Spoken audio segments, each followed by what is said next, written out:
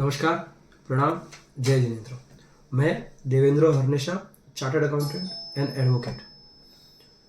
GST TDS के कुछ प्रावधान नए आए हैं, उसका डिस्कशन के लिए एक वीडियो बना रहा हूँ। बहुत सारे सवाल आ रहे हैं, बहुत सारे क्वेश्चनिंग हो रहे हैं इस पे और बहुत कंफ्यूजन है। कोशिश करते हैं कितना सॉल्व कर सकते हैं। एक काउंसिल मीटिंग हुई, 54th काउंसिल मीटिंग, जो हुई 9 सितंबर 2024 को। उसके अंतर्गत उसके बाद एक अनाउंसमेंट आया कि मेटल स्क्रैप के ऊपर 2% का टीडीएस का प्रावधान ला रहे हैं। किस प्रकार ला रहे हैं, क्या उसका ऑपरेशन है, कुछ नहीं बताएगा। खाली एक लाइन का उसके अंदर लिखा हुआ था, metal scrap is subject to 2% TDS from now onwards. जी हाँ जी, जीएसटी में भी टीडीएस का प्रावधान है सेक्शन 51 के अंदर, जो कि बहुत समय तक सस्पेंडेड था जीएसटी एक्ट आने के बाद। अक्टूबर 2018 के अंदर एक नोटिफिकेशन आता है, नोटिफिकेशन नंबर 50/2018, जिससे सेक्शन 51 को कार्यान्वित किया गया था, जिसके अंदर बहुत स्पेशलाइज 3-4 आइटम थी जिनको ही और उन्हीं लोगों को टीडीएस एप्लीकेबल था जीएसटी के अंदर आज तक में। किंतु आज व्यापारियों की बहुत बड़ी इंडस्ट्री, जिसको स्क्रैप इंडस्ट्री कहते हैं या फिर मेटल स्क्रैप की इंडस्ट्री कहे, कवर कर लिया गया है जीएसटी टीडीएस के अंतर्गत। अब ये जीएसटी टीडीएस कहाँ है, क्या है, एक छोटी सी लाइन का जो नोटिफिकेशन 2018 का था, जिसमें कहा था कि सेक्शन 51 अब से शुरू होगा, उसके अंदर एक क्लॉज ऐड किया है सिर्फ, और वहाँ से GST TDS metal scrap products के लिए एप्लीकेबल करके है।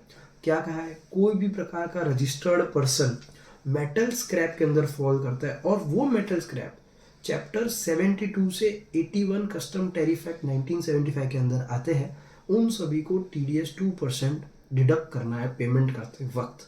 हाँ जी, पेमेंट करते वक्त 2% का टीडीएस डिडक्ट करना है।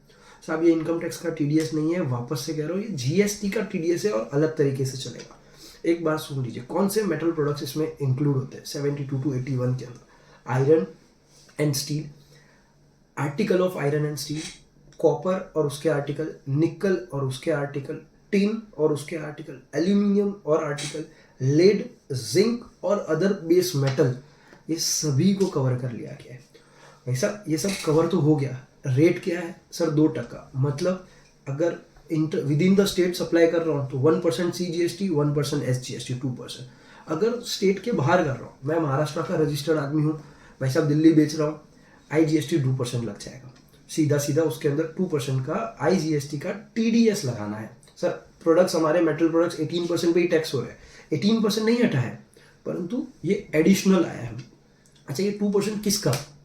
मान लेते हैं कि आपसे मैं 100 रुपये का मटेरियल खरीद रहा हूँ, तो आप मुझे बिल बना के दोगे 100 रुपया आपके मेटल का, 18 रुपया GST, 118 मेरे को पेमेंट करना है।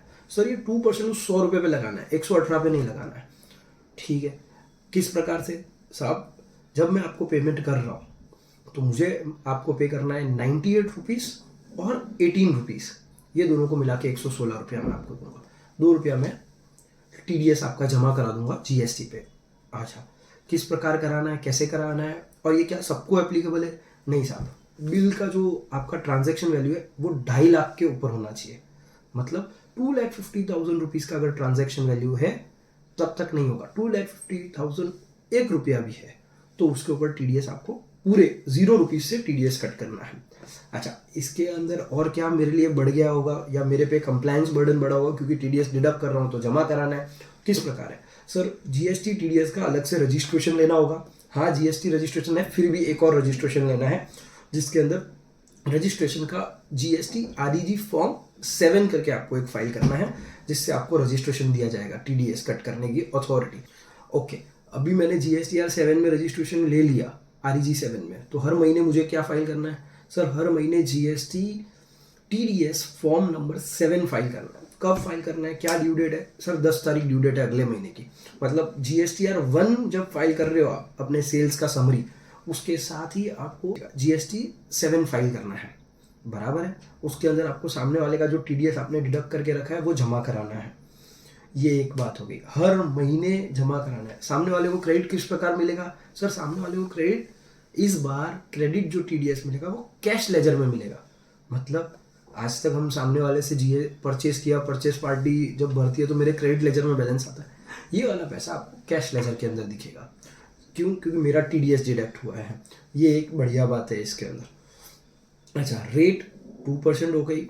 ये सारे के सारे B2B में ही एप्लीकेबल है।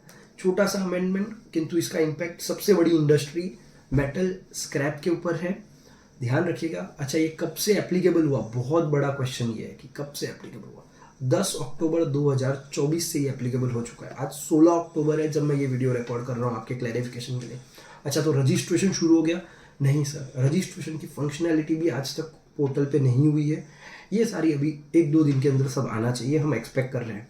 वीडियो भी लेट बनाया गया इसलिए क्योंकि हमें लगता था कि ये आ जाए, एक बार क्लैरिफिकेशन फिर करें, किंतु आपके सवाल जो आ रहे हैं और जो डिफ़िकल्टी इंडस्ट्री फेस कर रहे हैं वो बहुत बड़ी है। ध्यान रखिएगा, 2.5 लाख से ऊपर मेटल स्क्रैप का डीलर 2% TDS मेन अमाउंट पे GST को छोड़ के टैक्सेबल अमाउंट का TDS डिडक्ट करके पे करना है हर महीने। और जो भी क्लैरिफिकेशन इसके अंतर्गत आता है मैं कोशिश करूँगा आप तक पहुँचाने के लिए। बहुत बहुत धन्यवाद, नमस्कार।